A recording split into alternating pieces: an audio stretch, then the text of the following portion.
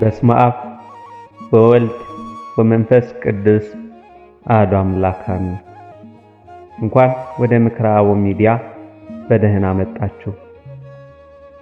በዚህ መንፈሳዊ ቻናል የሚቀርቡ መንፈሳዊ መርሃ ግብራትን ላይክ፣ ሰብስክራይብ እንዲሁም ሼር በማድረግ ዘወትር እንድትከታተሉን በእግዚአብሔር ስም እንጠይቃለን።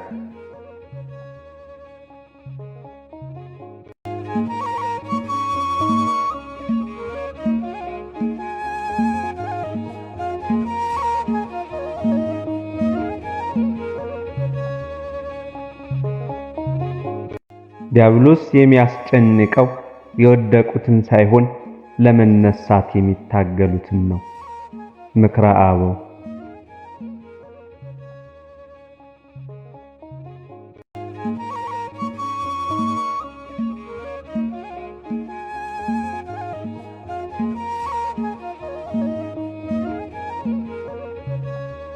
ጌታዬ ሆይ አንተ አትተወኝ አትጣለኝም። አንተ ከኔ ጋር ካልሆንክ ከነርሱ መካከል አነስተኛ ከተባለው ጋር እንኳን ልዋጋ አልችልም። አባ እንጦንስ።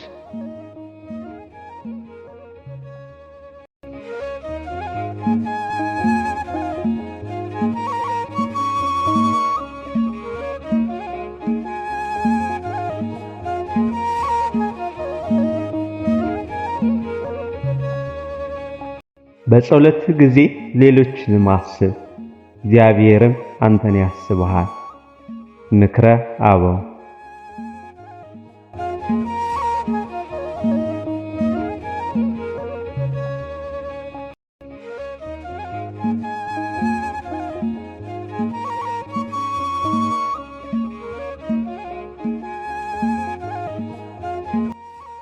ምስጋና የበረከት ቁልፍ ነው።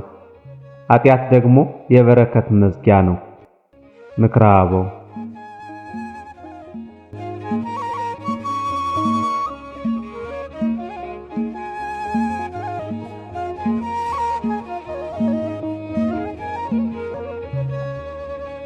ራስ ላይ መፍረድን ተማር። ያኔ በሌሎች ላይ ለመፍረድ ጊዜ ታጣለህ። ምክረ አበው።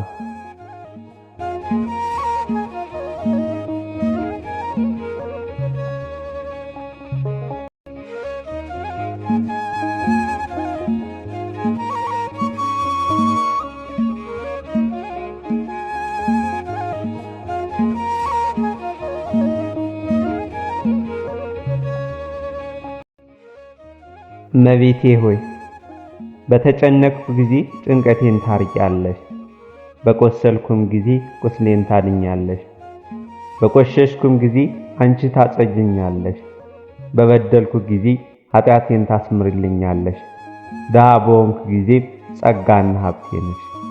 አባ ጊዮርጊስ ዘጋስጫ።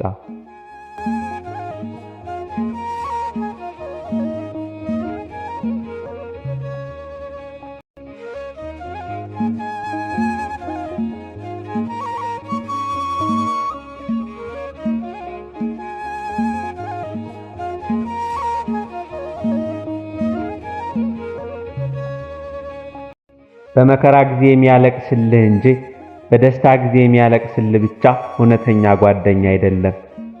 ምክረ አበው።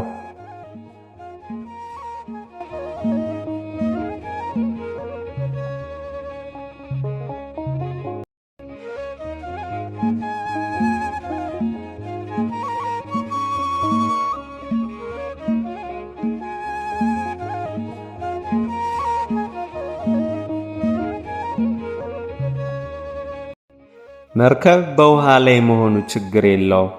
ችግሩ ውሃው ወደ መርከቡ ሲገባ ነው። አንተም በዓለም ኑር እንጂ ዓለም በአንተ ውስጥ እንዲኖር አትፍቀድለት። ምክረ አበው።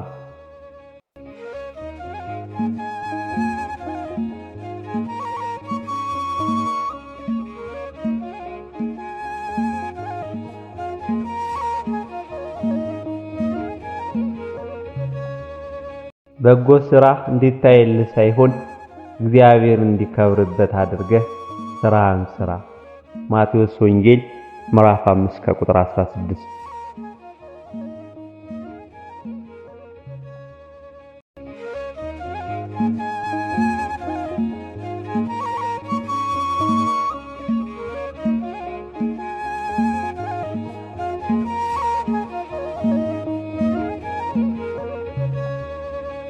ማርያም የሰማይ ደጅ ናት።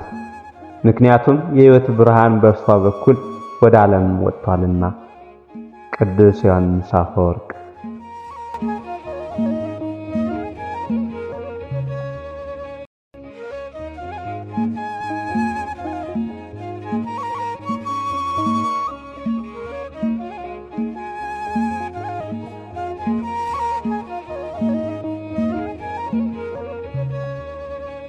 ጊዜም በከንቱ አታጥፋ፣ እያንዳንዱ ሰከንድ በሰማይ ይመዘገባልና። ምክረ አበው።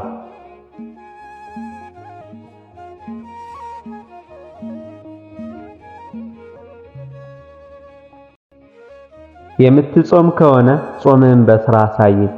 ድሃ አይተህ ዘንለት፣ ጠላት አይተህ ታረቀው። ጓደኛ ሲከበር አትቅና። ቅዱስ ዮሐንስ አፈወርቅ።